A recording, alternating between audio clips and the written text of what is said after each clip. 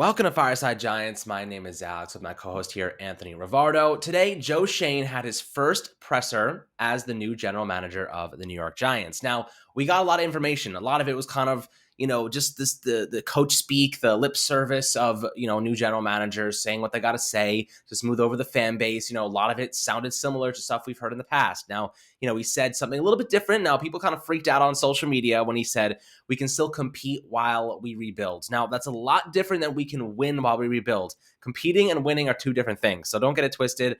I think that's a good thing to do. You can still compete. You can still be a disciplined team that fights, and even if you end up losing, that's okay if you're in a rebuilding process. So, a lot of people reference the Eagles as a team that, managed to win and rebuild at the same time. I think that they already had a pretty damn good team around them, around Jalen Hurts, a really great offensive line, a really great defensive line, solid defensive secondary, one of the best this year. So I think they had more of a kind of built team. It was just the quarterback position that was lackluster. And of course, their receivers and getting Devonta Smith was a big deal for them. But they're in a kind of a better spot than we are. Currently, we have the 5th and 7th overall picks. There's a lot of different directions we can go, and we'll talk about all that in the coming months. But today we want to talk about Joe Schoen's presser. And before we do so, Anthony, how are you doing today, my friend? I'm doing great. I was excited to see Joe Schoen meet with the media, excited to hear what he had to say, and I think he said some good things. Now, of course, actions speak much louder than words. We've learned our lessons. Of course, me especially. I used to be the self-proclaimed leader of the Joe Judge fan club. I've learned, guys. I promise I've learned. I'm not just going to jump on a bandwagon for this general manager or whatever head coach we bring in. Yeah, I'm super excited about Joe Schoen. I'm confident that he's going to do a good job. He's a huge change of pace from what the Giants have had in the organization in recent years. So I think that's really exciting and actually does spark some hope in me and most Giants fans. So I think that he's going to get the job done. I think he's going to do a phenomenal job, honestly. And I'm excited to discuss some of the things that he said. But it's always got to be a cautionary tale when we look back on Dave Gettleman, when we look back on Joe Judge, Pat Shermer. Cautionary tales. Nothing is guaranteed. Anybody can fail. But I do think that Joe Schoen's going to be really successful, and I'm excited to take a look at what he had to say in his first meeting with us, basically. This was his first meeting with Giants fans. Yeah, it was. And he had some really interesting things to say. And the first one right off the bat was Daniel Jones. That's a big, big question mark going into the offseason, my friends. Daniel Jones is one of the most polarizing pieces of this Giants team that's left over from the Gettleman era. And you're looking at Daniel Jones saying, what the hell are we going to do with this guy? Do we pick up his 5th-year option? Do we let him just play out the rest of his rookie contract, which would be 4 years if you don't pick it up? So he has one more year on his deal. If you were to pick it up, it'd be about $23 million. So it's definitely an interesting scenario the Giants have to deal with. Now, Joe Schoen had some pretty, I would say, supportive things to say about Daniel Jones. Daniel Jones was actually at the press conference, so Joe Schoen had to be very careful about what he said about DJ, especially since ownership still believes that DJ can be the guy. John Mara said only a couple of weeks ago to a reporter that DJ has the makings of a Super Bowl winning quarterback. Now, he also said something along the lines of, we haven't done shit to help this guy. So he said, we've done everything possible to screw this kid up, which means directly Dave Gettleman and Joe Judge were terrible hires. So they've done everything possible to ruin this kid. Joe Schoen had a lot to say about Daniel Jones. I'll read you the exact quote. It's pretty lengthy, but I promise you it's worth hearing based on the simple fact that you get a lot of information because he's committed to helping DJ find his best self because he will be the starter in 2022, in my opinion. But he also leaves room for an exit at some point. He says we have to look at the film. We have to, do different things. We have to evaluate him. We have to bring in the coaching staff and see what we really got in Daniel Jones. I think that was a good thing to say, that they still have to evaluate every player on the team, including DJ, and they're not just going to be giving him the starting job because I think that competition would be good for him at this point in time.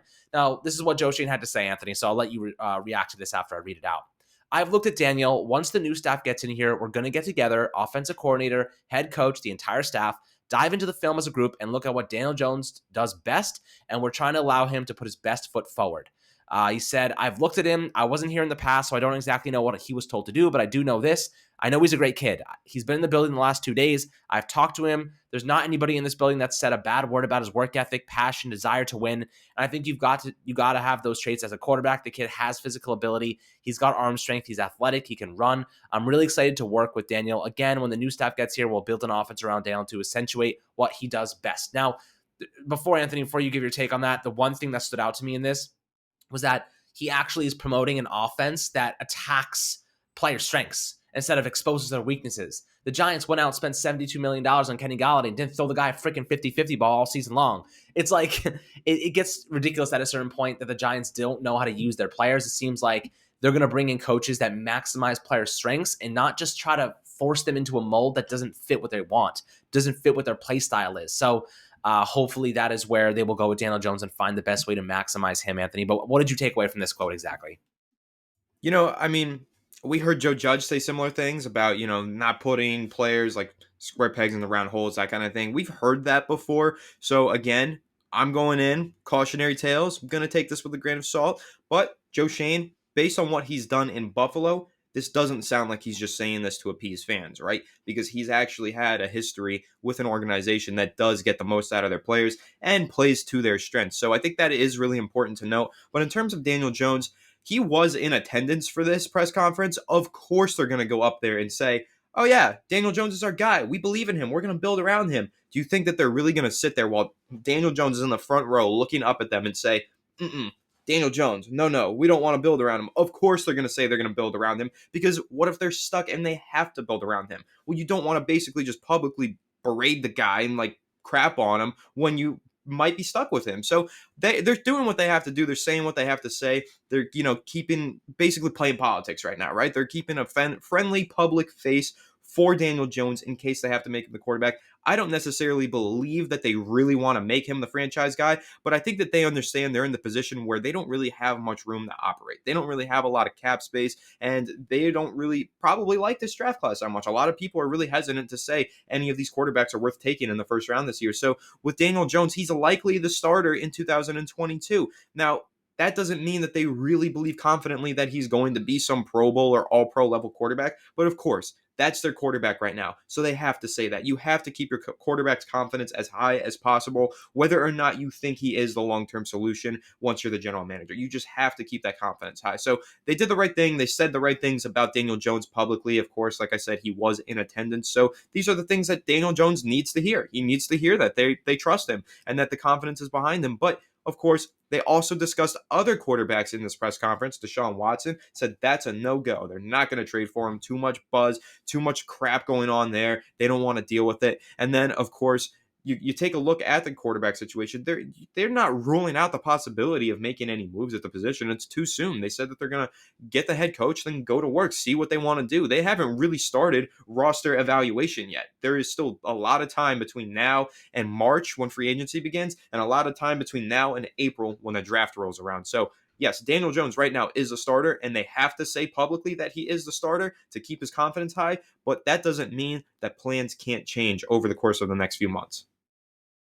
That's absolutely right. And there is one other interesting thing that Shane did say, which kind of sparked my interest. He says that more often than not, you miss on the kid more than the talent. He's talking about the draft specifically. Now, I find that to be a really interesting tweet, rather a comment, because he's talking about, look at the Giants, DeAndre Baker. There's Eli Apple. They've had so many different players just end up being nothing because they missed on the person. They didn't miss on the talent. DeAndre Baker was a talented player. He just put himself in a really bad position. Eli Apple, I mean, I'm sure he was talented when he came out, but he kind of was just babied, and his mama wanted to drive him to freaking practice every day. So he's getting roasted in Twitterverse right now.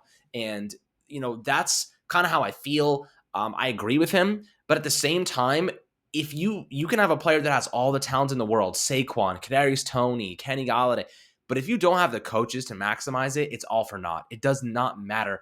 The coaching staff, guys, I think might even be arguably more important than anything.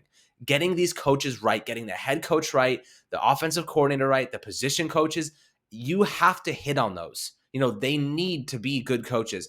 Their head coach has to be the right guy.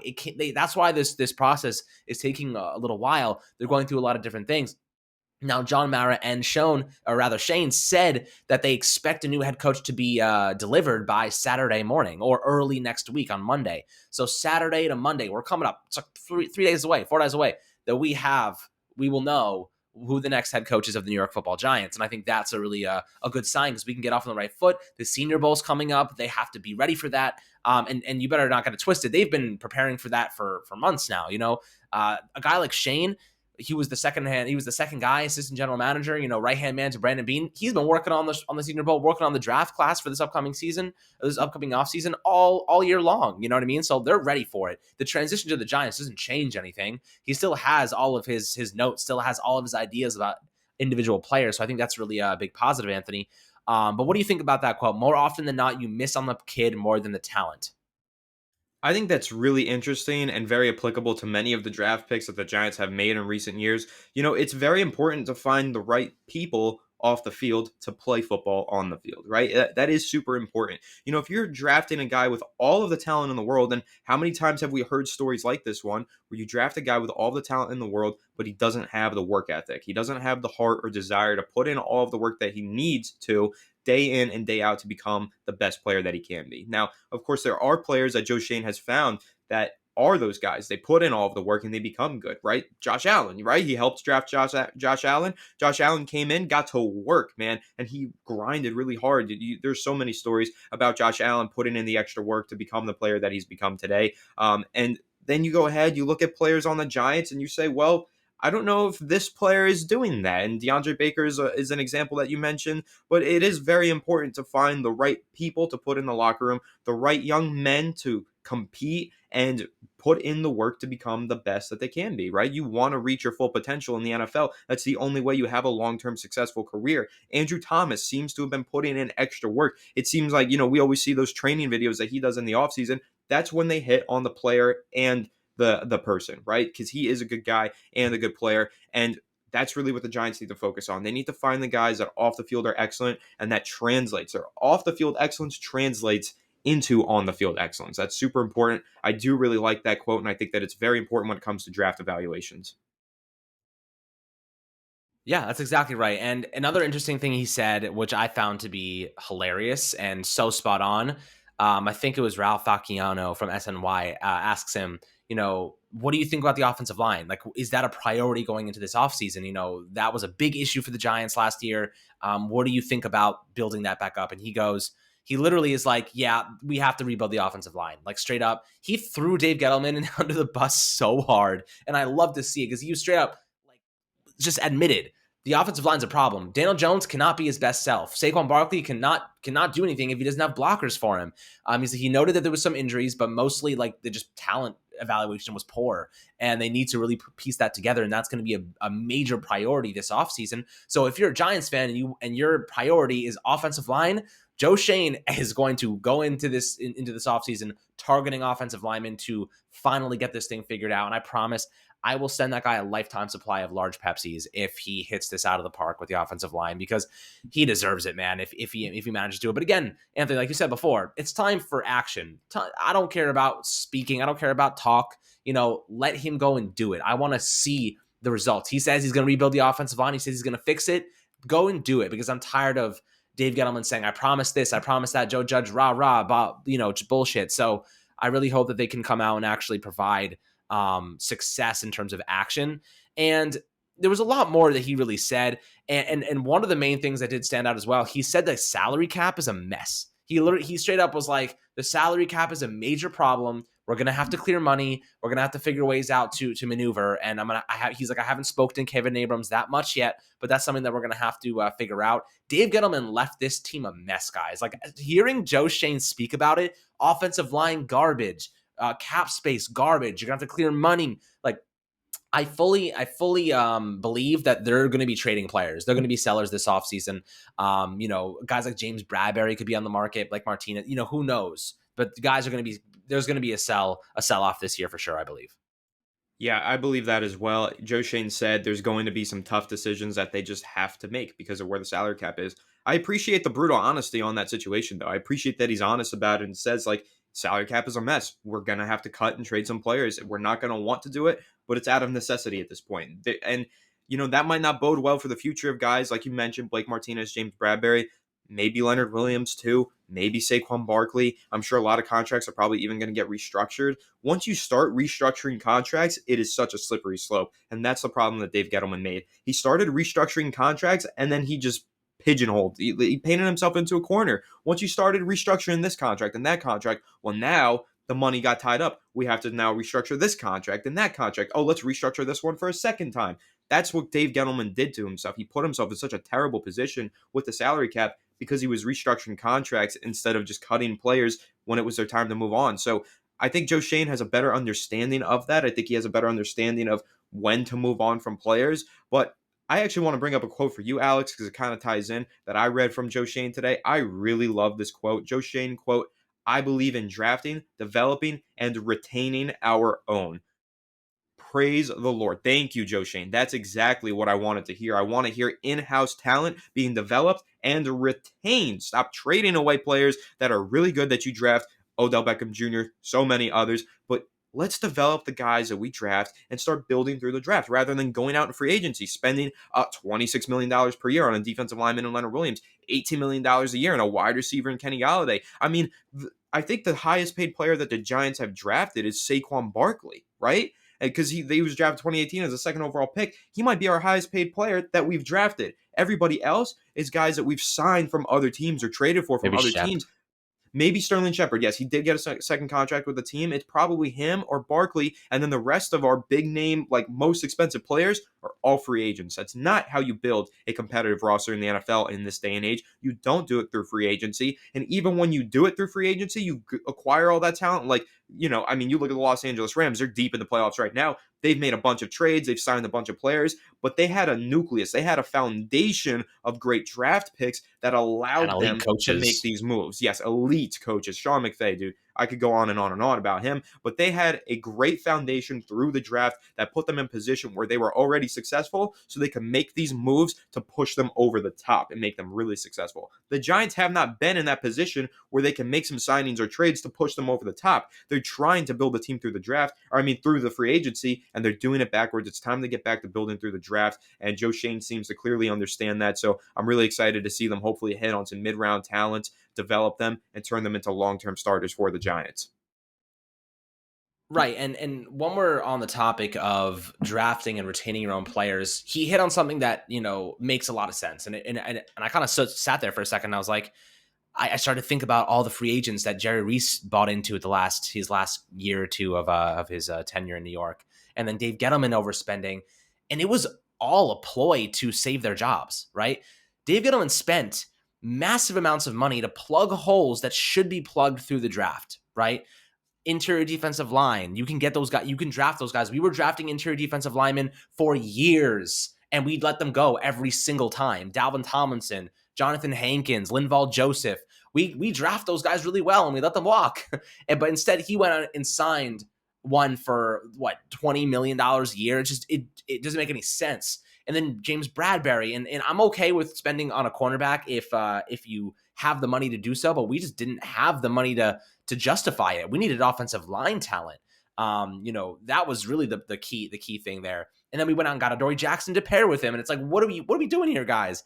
You need to have some youth. There has to be some youth. You can't spend on all these premium positions. It's unsustainable. Now, what I liked about what Joe Schoen said was, as you mentioned, he loves to pay guys that he drafted, that the team drafted. And the reason is not because you save money, but because you know what you have in them. You know what you're getting in those players already. You know what they're contributing to the culture. You know what they contribute on game day. You know what they do behind the scenes, on the field, everything. You know their families. But when you go out and get a Kenny Galladay, you don't really know what you're getting, right? You don't know what he's bringing. Maybe he's going to get angry when he doesn't get the ball enough. We saw him yelling at Jason Garrett at some point in the season. Maybe he's not going to get along with the coaching staff. Maybe the coaching staff doesn't know how to use him properly. If you have guys that you drafted who are doing really well, that's when you want to extend those guys because you know what they have. Now, that's really what stood out to me from that portion of Joe Schoen's press conference. I love the concept of drafting your guys, developing them properly, and extending them. Spend all your money if you have to on retaining great players. What that you know what you're going to get from them.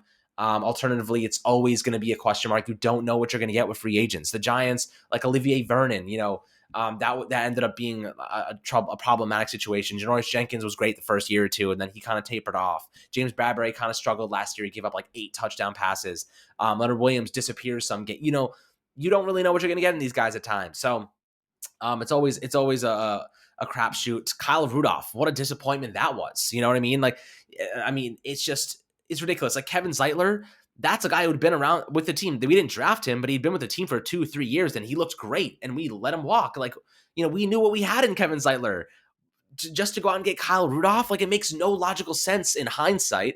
But hopefully Joe Schoen can avoid that kind of problematic issue, draft well. And he had another quote that really stood out to me, Anthony. And because they're going to be kind of rebuilding here, he says it's going to be important that some of those young players that they're going to draft may have to be major contributors in 2022. So the willingness to play young players is important. Now, I think that's great. Going out, the Giants tried to supplement youth with free agency because they're like, oh, that guy's too young to be starting. That Kadarius Toney's too young. He's not ready yet. Or Xavier McKinney's not ready yet. We have to get Logan Ryan in here. Like, it's just those little things. At some point, you got to trust the youth. And Dave Gettleman said about the offensive line, and instead he didn't do that at all. He didn't trust Matt Pert. He went out and put Nate Solder out there and get his ass kicked every single day.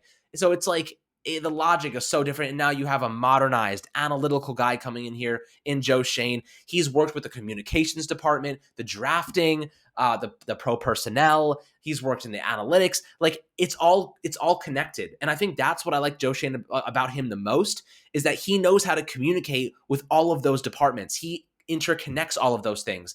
Dave Gettleman separated analytics. He separated communications. He separated drafting and pro personnel and free agency and money management. It's all got to be connected for you to have a synergized organization. Now, the back end of this is going to get blown the hell up, and I'm really excited about that because it needs to be changed. The culture, not on the field, but behind in the front office, is what needs to be changed. Joe Schoen is really good friends with Bill Parcells, and Bill Parcells was like, this is the perfect job for you. And just to put it out there, by the way, Joe Schoen did not have to take this job. He said in the press conference, I had a great opportunity and position with Brandon Beane in Buffalo. I had a tremendous position. I didn't have to leave, but the Giants and Bill Parcells told me this is the best job in football. And I thought, it's the Giants, man. I grew up a fan. I grew up loving Mark Bavaro. Like, I got to be there. I have to go. So he cares a lot. This is not just a payday for him. This is his legacy. So I do want to see action, but I am optimistic about what he said so far. But now it's time to put, those words into action. Let's actually see results before we coin him the savior of this organization, or what most people, or what some people, I'll say, are already thinking. But Anthony, what are you thinking about some of these quotes in terms of playing the young players and stuff like that? I mean, that's the stuff that I love to hear, and that almost makes me think the Giants, I believe, have 9 or is it 11 total draft picks in this upcoming draft. Either way, I think they're going to use as many of them as they can, maybe even trade down and acquire more. I think that they want to get as much young talent on this roster ready to play and ready to compete this season. So I expect the Giants to be very meticulous with their draft process this year. I think those 2 first-round picks are probably both going to be spent on initial impact players that can play from day one. They could start as soon as the season starts. I think that's what's going to happen there. I think that, when we're talking about the offensive line and we're saying that the Giants might go ahead and take 2 offensive linemen in the first round, that applies to getting players that can play as soon as the season begins, because some of these first round draft prospects on the offensive line look like they could play day one. And I think that's the route that the Giants are going to go. And I am really excited by that. And I think it also aligns with, the quote from Joe Schoen saying that his vision needs to align with the head coaching's vision, right? So when we're talking about maybe they're going to go with Brian Dable or Brian Flores, whoever it is, whoever they decide to hire has to be on the same page with Joe Schoen about starting that young talent immediately and getting them to develop and be ready to play from day one. So I think that's a hint towards the head coaching position. And also, I do recall during this press conference, they said maybe by Saturday they will have a head coach. That's the timetable that they gave to fans. By Saturday, they might just have their head coach hired and ready to go. So I'm super excited for that as well. Really excited to see who they hire. My money is on Brian Dable, but they got a couple more interviews to get through first before they go ahead and select their next head coach. But it's going to be really exciting from now until the end of the weekend. Yep, and a lot of people are really sour on Leslie Frazier, by the way, DC for Buffalo after that playoff game. Just want to throw out a reminder here. Buffalo had the number 1 ranked defense in football this past regular season. They had the number 1 ranked defense in points allowed 17 a game. Best defense in football.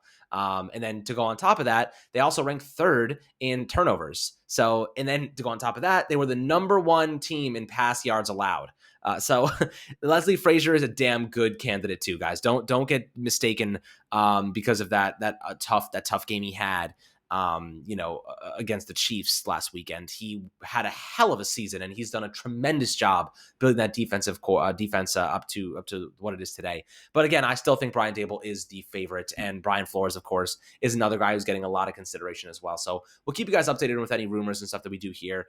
But I hope you guys enjoyed this episode. Definitely some great stuff here from Joe Schoen. I'm very excited and really happy that we're modernizing this organization, this franchise moving forward. I think that is super important for the team, and really, the progress that we need to see. And John Mara left it off saying we need to have more than 4 wins next year, straight up. And I kind of agree with him. I don't like to put win totals, in terms of we have to reach this threshold, but it can't look worse than it did this last year. That really had to be rock bottom. Knock on wood. I'm going to do every superstitious thing to avoid jinxing this team. Knock on wood. What pillow on spoon under my pillow, whatever. It might snow tomorrow. So guys, hopefully you enjoyed this episode. As always, make sure to like and subscribe below. Much love, and we'll catch you guys on the next one.